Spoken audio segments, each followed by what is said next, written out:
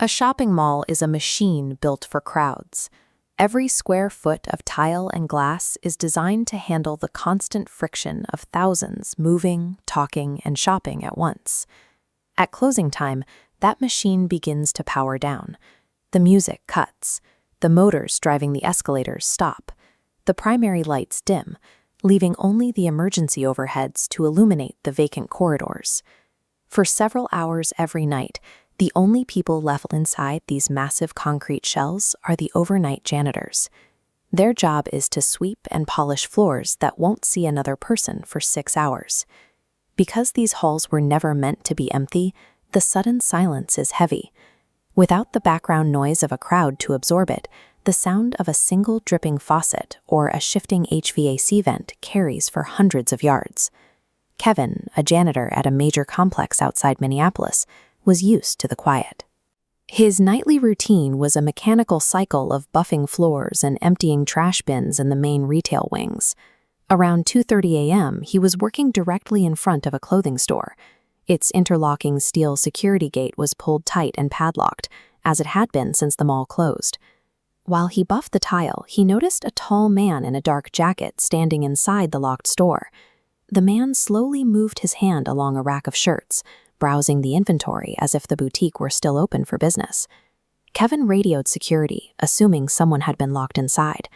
2 officers arrived within minutes and unlocked the gate.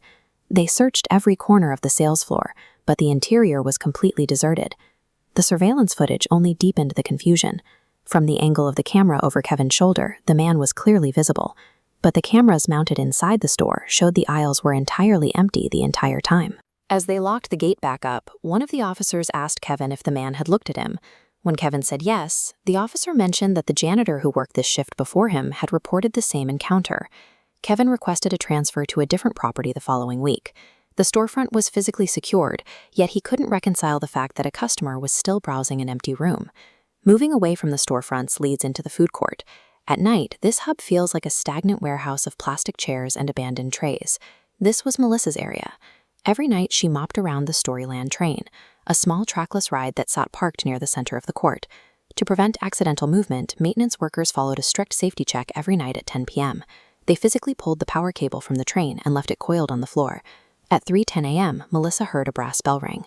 She turned to see the train slowly rolling past her. It then completed one perfect, silent loop around the empty food court before stopping exactly in its designated parking spot.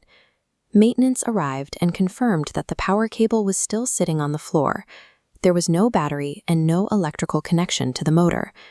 When they checked the security cameras, the video showed the train sitting motionless. The engine never moved an inch on the screen. But the footage did capture Melissa's work. As the invisible train passed, her wet mop tracks began to flatten and disappear in real time, as if crushed by a heavy weight. The supervisor chose not to file a report.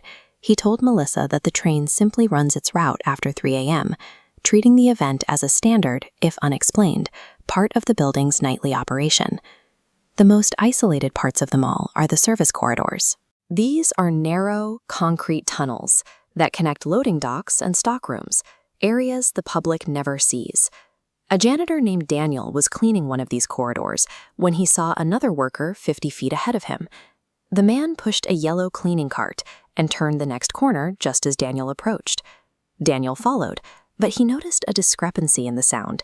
He could hear the distinct rhythm of the man's footsteps, but the heavy plastic wheels of the cleaning cart made no noise on the concrete. Daniel hurried around the corner to catch up. He found himself at a dead end, a single locked fire door with no other exits. The other worker was gone, but his equipment remained. Sitting in front of the locked door was an abandoned yellow cart, fully loaded with mops and chemicals. The cart was covered in a thick layer of dust.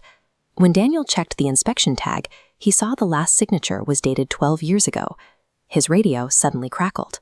A calm voice said, "You're cleaning the wrong hallway," and the device immediately went dead.